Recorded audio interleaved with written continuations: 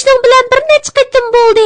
Uyni qog'ozga to'shqizib endi bo'ldi qil tashlama. Hech qisi yo'q Fatima. Muallim bergan rasm topshiriqimni sizib bo'lsamla qog'ozlarning hammasini yig'ib uyni pak-pakiz qilib o'taman. Fatima, Ali, bolalarim sizlar qayerda? Buva, biz mana bu yerda mehmonxonada. Assalomu alaykum bola. Va alaykum assalom va rahmatullohi va barakatuhu. Voy xudoyim, bolalarim, bu nima qog'ozlar? Uyni ajab qaloymiqon qilib o'tibsizlar-ku. Rasm sizayotgan edik buva. Yaxshi siz olmaganlarimizni tashlab etdik. Topshiriqlarimizni ishlab bo'libmi tozalab etdimiz. Bolalarim, uyni qaloymiqon qilmaymi, rasm sizg'ili bo'ladi-ku. Bu unchalik tas ishmi emas. Bugun uydagilarning hammasi uyni qaloymiqon qilib etdinglar deb bizga qaqshaydi-ku. Qara bolam. Pokiz, ratlik bo'lish islom axloqidir. Dinimiz pokizlikni tavsiya qiladi. İslam diniga ishonganlarning hammasining pokiz bo'lishi, yashayotgan muhitining pokiz, ratlik bo'lishiga ahamiyat berish kerak. Sizlarning bu holatinglarni ko'rib, payg'ambar alayhissalomning mundaq bir hadisi esimga keldi. Alloh taolo go'zaldir, go'zallikni yoqtiradi. Alloh taolo pokdir, pok narsalarni qabul qiladi. Alloh taolo hurmatlikdir, hurmatni yaxshi ko'radi. Alloh taolo ustundir, ustunlikni yaxshi ko'rdi. Mening umoq qo'zlarim Fatima bilan Ali payg'ambarimizning ko'rsatmalari bo'yicha ish qiladi. Shundoq emasmi? Jinim bova, bu nima degan esil gaplar? Buni yodlab olsam bo'g'idek. Dinimiz haqiqatan bek go'zal din ekan. Islom turmushimizning eng oddiy taraflariga ko'ngil bo'ladi ekan. Ali, tura, uyni tozalab o'taylik. Abballe bolarim, bu ishinglar joyida bo'l. Bismillahirrohmanirrohim. Bolarim, tunagun hikoyamizni aytib, bir Arabning Mahmud ismli pilining Ka'bani vayron qilishni to'sgan yeriga kelib to'xtagan edi. Hozir davomini aytib beray.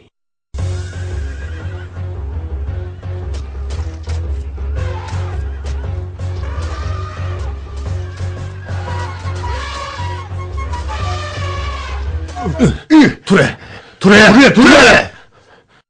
To'xtanglar, uni men o'zim turg'izay.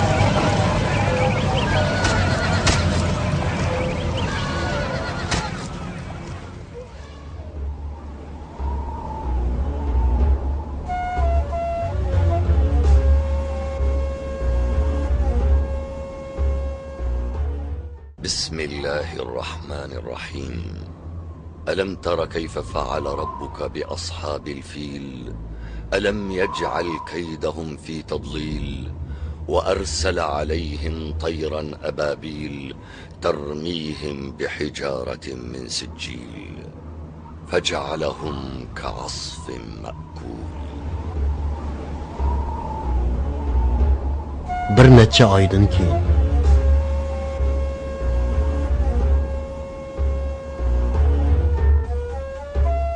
Piliyeli Rabiul avval ayının 12. günü Düşenbe. Peygamberimiz Muhammed aleyhisselam pil vakası yüz bergen yılı yani miladi 571. yılı Rabiul avval ayının 12. günü Düşenbe Bani Haşim cemaatinin bir azası bulup Mekke Mukerreme'de dünyaya geldi.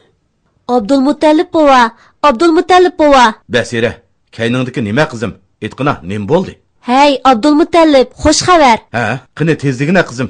Nima xo'sh xabar? Umaq bir o'g'il navrilari dunyoga kelibdi. Men arablar ichida mundaq umaq bir buvaqni zodi ko'rib baxmagan. To'xtab tur. Sen nima da'vatsan qizim? Baraka Aminaning intayin umaq bir o'g'il tuqqanligini bildirish uchun sizga xabar yo'llabdi. Buvaq xatni qilingan holatda tug'ilibdi. Ha, mundaq degan xatni qilingan holda tug'ilgan buvaq? Bakmi umoqkan? Shundaqmi? Shundaq, u bekmi umaq ekan. U tug'utdan chiqqandekmi emas. Hech qancha qiynalmayla yengibdidek. Sog' salomat yangigil nasib qilgan Allohga ming shukr. Hozirla navramni ko'rib kelayli. Abdulmutallib navrisining tug'ilganidan bakmi xushal bo'lib, Makka xalqiga 3 kecha kunduz ziyofat o'tkazib beribdi.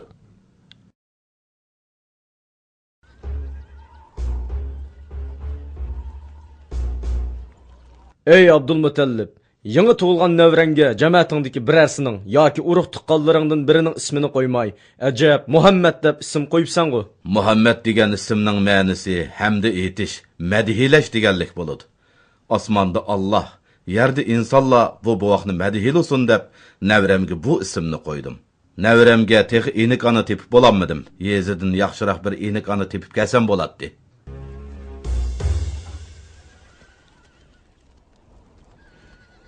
Makkaliklarning odatida yangi tug'ilgan bovoqning sog'lom, zerak o'sib yetilishi uchun bovoq yezdagi arab qabilasidan bir eniq aniga beriladi.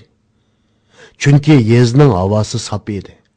Uning ustiga yezdikilar adab qoidalik, jasur bo'lg'achqa bovoqlarmi mana mushundoq o'sib yetilsin degan maqsadda yezda beqiladi.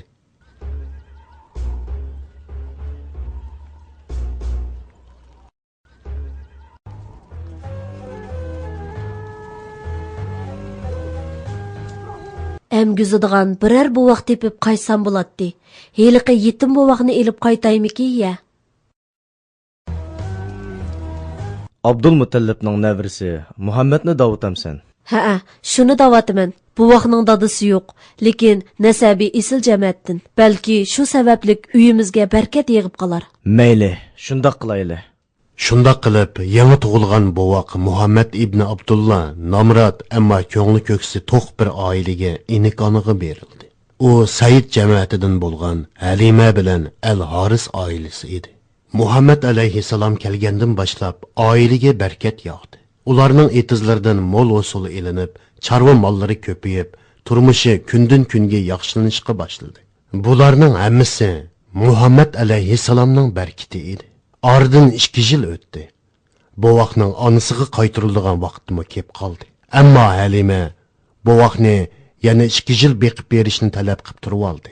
Amina buni ma'qul ko'rdi. Shuning bilan bovoq 4 yoshga kirguncha Halimaning yonida turdi. 4 yildan keyin bovoq Muhammad onasi Aminaga qaytarib berildi.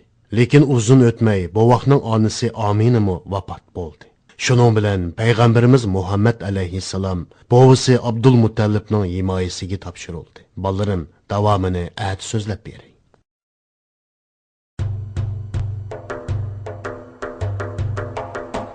طلع البدر علينا من ثنيات الوداع وجب الشكر علينا ما دعا لله داع أيها المبعوث فينا جئت بالأمر المطاع جئت نورت المدينة مرحبا يا خير داع هجرة الهادي ستبقى فجر تاريخ عظيم هجرة الهادي ستبقى فجر تاريخ عظيم وبها الأرواح ترقى نحو جنة